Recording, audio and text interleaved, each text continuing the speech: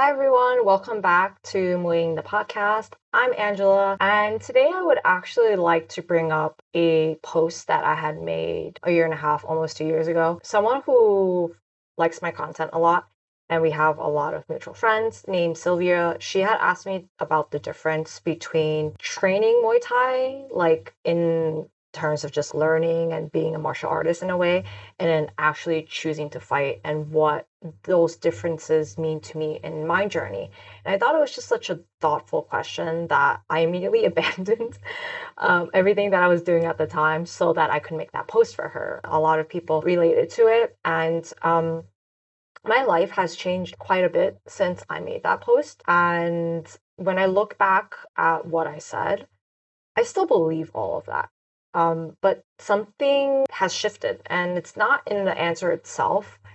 The something that shifted was actually me. So I didn't know it at the time, but my competitive career at the highest level that I was at when I made that video has since come to an end. And that changes how I hear my own words. And it's not because that they were wrong or made up or anything like that. Everything that I said really came from the heart.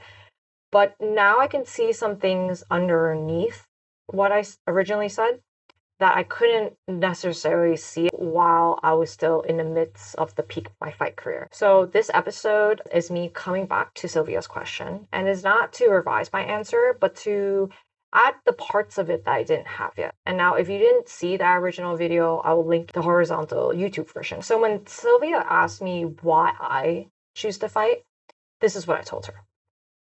There's a huge difference between training Muay Thai and actually stepping into the ring to fight.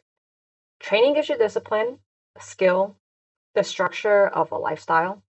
It's challenging physically and mentally, but fighting pushes you somewhere trading can't reach. In training, you're in a controlled environment. You have your teammates, your trainers, you can focus on technique, on getting better at your own pace. There's still a level of comfort there, even when it's hard. Fighting strips all of that away. Once you step into the ring, there are no more safety nets. It's just you and your opponent, and every decision you make has immediate consequences. There's no time to second guess, no time to hesitate. It forces you to confront everything, your fears, your doubts, your insecurities. It's like looking in a mirror that reflects not just your strengths, but your weaknesses too. And in that moment, you can't hide from any of it. When I choose to fight, it wasn't about winning or proving anything to anyone else. It was about seeing what I was truly capable of, being vulnerable in a way that was both terrifying and clarifying. You can train for years, become incredibly skilled, but unless you step into that ring, there's a part of the experience you'll never fully understand. Fighting brought out something raw and real, and that's why I chose it.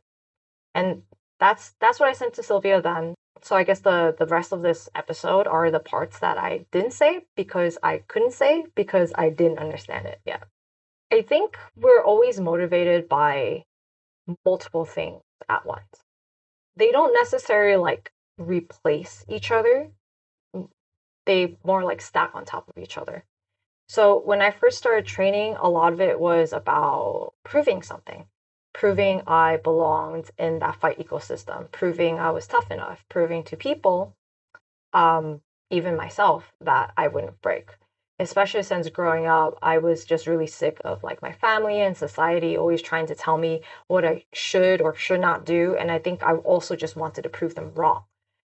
And that motivation didn't disappear. But I think as I got older, as I got more experience, as I went through therapy, and as I got more reflective about who I was, who I am, and what I actually wanted in my life, and what drove me, and the purposes of why I was doing things, the center of gravity for me shifted throughout all of that. It was something that gradually happened over time.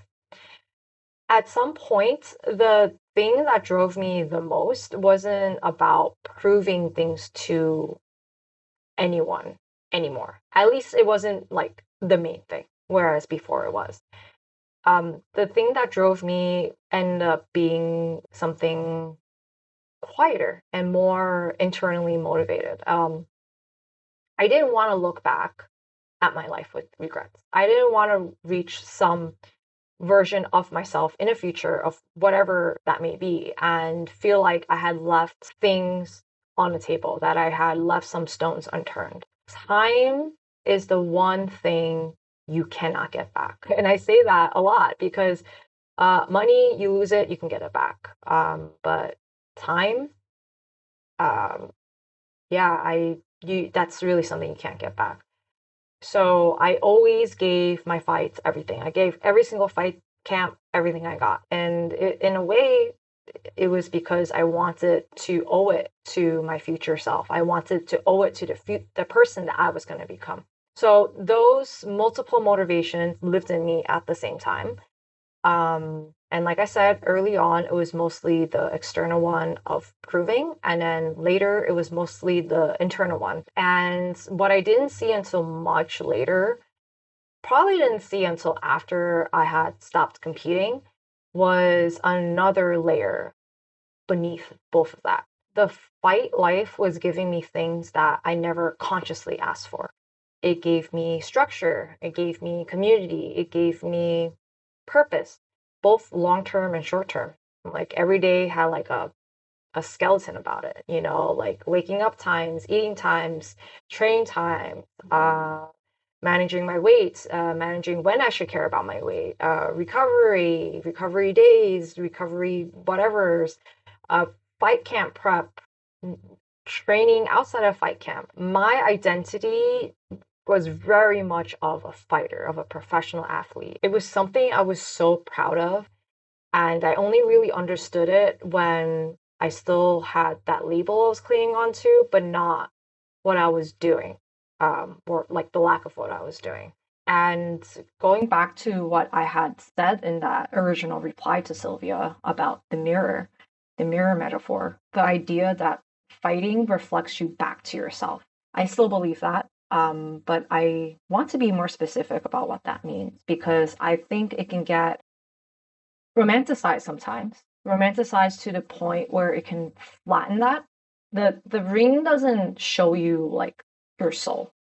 It shows you a snapshot, like one data point of how you respond to a specific kind of pressure on a specific day against a specific opponent. That information is valuable and you should always try to learn as much of yourself as possible, but it's not the whole picture.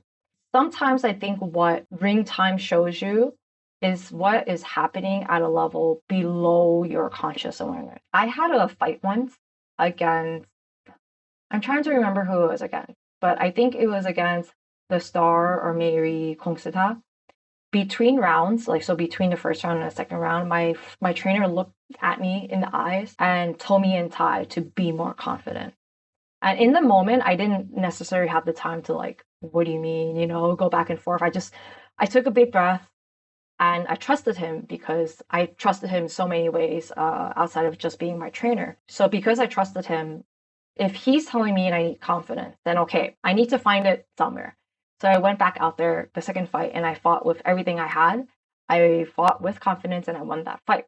But that moment stayed with me for a really long time. Probably because I hadn't realized until he had said that during the fight how much I was holding myself back. I had complete confidence in my training, and how could I not? I was always giving myself 110%, and I always had trainers that matched my effort. So I always had trainers that I could depend on. So I also had complete confidence in the people that prepared me. I was struggling to extend that confidence to myself. To trust myself when it counted, even though I had all the evidence that I should be able to do what I had spent so many months, so many years doing and preparing for and, setting all my dreams and like navigating my whole life around. So what was interesting is like, I didn't consciously know that was happening, but that ring time showed it. And people noticed it in the ring before I did. And then there was another fight that I had. It was my second fight against Dang Gong Fa in October 2020. And people know that I had this fight. People know that it was a rematch. And I want to be careful about how I bring up this stuff because I've never talked about that internal experience publicly before. But I think it's important in the context of this conversation. For that fight camp, even before that fight camp started, I was not in a healthy mental state. I was very depressed. I was barely eating. The whole time that I was in the fight, I felt like I was not even in my own body. I felt like my body was there and my mind was somewhere else, like watching myself. Whatever it is I told myself to do, it was like the remote controllers weren't working. And if I'm being really honest, even leading up to the fight, I had this feeling inside of me that like maybe this wasn't the right time to take this fight. But when you're training full time, when you're at a big camp and people have already set the dates, there are expectations, and I didn't want to back away from that. So I pushed through it. I ignored that like internal feeling of like, maybe this is not the best time to fight right now. Maybe you should take care of the other stuff you have going on. I didn't do well. I finished the fight, lost on points. I got cut, and I know that I was capable of so much more against her. And it's not to say she's a bad opponent, not at all. It was just that the first fight that we had, it was such a close fight. I had cut her. And then this rematch, I had grew so much as a fighter leading up to it. I had done so well on all of my previous fights. And at that point, she had beaten Alicia, who had just a few months ago, at that point, beaten Stamp for the Muay Thai World Championship. So I wanted to revisit that. I wanted to prove to myself that I was better than her and that I'm deserving of bigger opportunities. And I'm not sharing that to be like dramatic about it. I'm sharing it because, back to my point, the ring is honest, but it's honest about where you actually are and not necessarily where you think you should be.